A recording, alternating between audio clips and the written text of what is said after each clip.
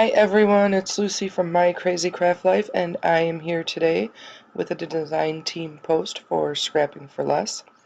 I'll be using My Favorite Things, two different stamp sets from My Favorite Things. The Birdie Brown, Our Story, and then the New Best Friend stamp set. And when I started out doing this, I originally was going to cut out all of the color and cut out all of the images and then layer them up on the card. But then I decided I wanted to try some masking. I don't do it very often, so I just threw some masking, light adhesive masking tape over those images. I first scanned the images into my scan and cut, and then I just put the masking tape over them and let my scan and cut them all out, because I decided I wanted to make a scene instead of just stamping and coloring and cutting them out and layering them. So, not that I am the greatest at masking and making scenes by any stretch of the imagination, but if you're watching this, I will give you the couple very few tips that I have for masking.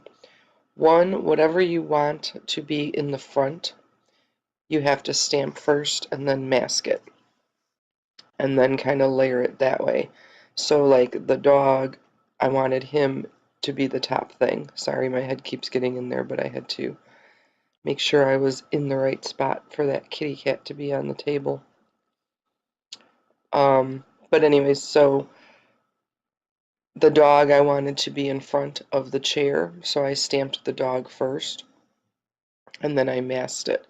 Then I stamped the chair, and I masked that, and then I stamped the lamp, and then I masked that because that I'll be doing some blending over.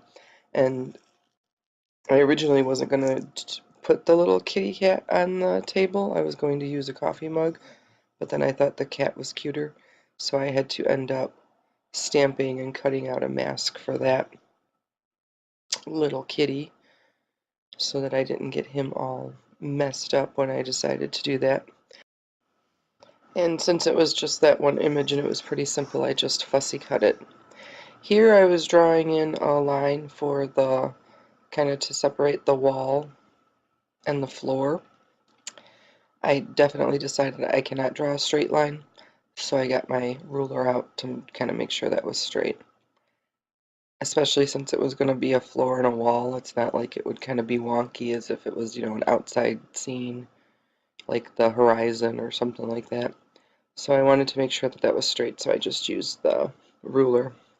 I got out a few different Distress Oxides. I wasn't sure which one I was going to want to use and which color I thought was going to be the best or work the best. I ended up using Walnut Stain Distress Oxide and Antique Linen for the wall.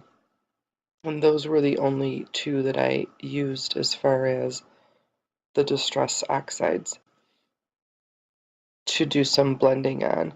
And I went really heavy on the blending mainly because I kind of stink at it, and I usually end up with those round circles because I'm too heavy-handed, but also because I did want it to be, like it looked like an actual house with the floor and the wall, and that wouldn't be light. So I had that sentiment from another time when I used the stamp set, and I had already made it, and I thought it would go well with this. So it's just on a yellow piece of scrap paper, and it says, "Have a perfectly um, happy birthday." So I just thought that was super cute. Then I got the Copics out, and I was going to be coloring all of these images with the Copics. If you've watched any of my other videos, I just recently got them, so I am by no means an expert in coloring with Copics. I am learning, taking a couple classes. I've gotten a little better. Just takes time. That's what they keep telling me. But I keep joking that I spent a fortune on these markers and I'm going to get my money's worth one way or another. Whether they're beautiful or not, I'm coloring with them anyway. But I really enjoyed the masking. I don't mask a lot when I'm making cards. I really don't know why. I don't know. Sorry, that's my cat jumping into the video again, deciding that she wants to be heard. But anyway, sorry. My masking skills are not the greatest, but like I said, I kind of like it once in a while. I think it's kind of fun. It was funny when I was doing this and trying to pick the colors that I want. I don't have tons and tons of Copic markers, so I have to kind of play around to see what colors will kind of work together. And sometimes it works out really well, and other times not so much. This sofa, I don't know why, I, I don't know what I was thinking.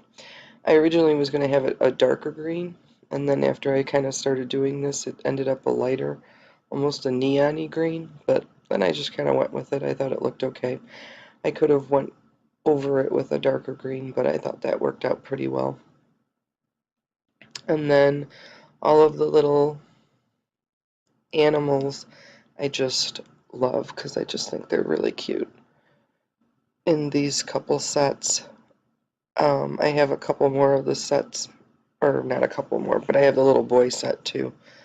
But I didn't use that one here today with the pets. So, like I said, I think these are some of my absolute all-time favorite stamp sets.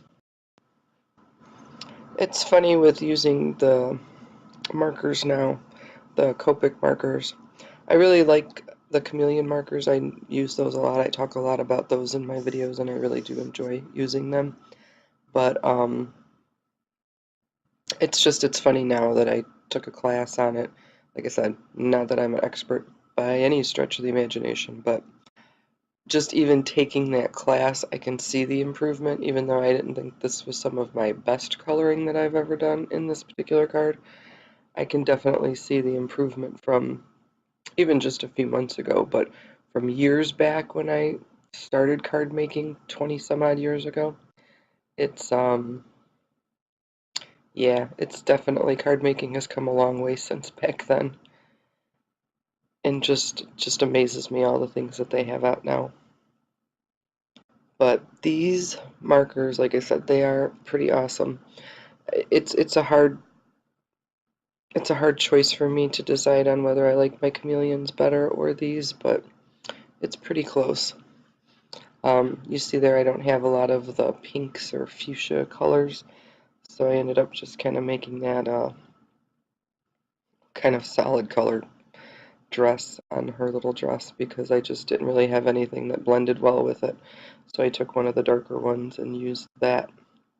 I didn't do a lot of embellishing on this, and originally I was going to make a 5.5 by 5.5 card, square card, and then just use a 6 by 6 envelope for it.